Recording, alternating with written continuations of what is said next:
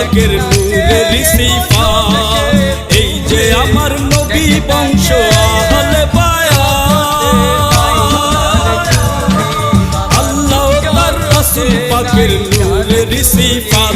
যত কাফের বেদিন মুনাফিক না বুঝে বলে শিরক, কাফের বেদিন মুনাফিক না বুঝে বলে শিরক, মানলেও তাসে ও না মানলেও তাসে।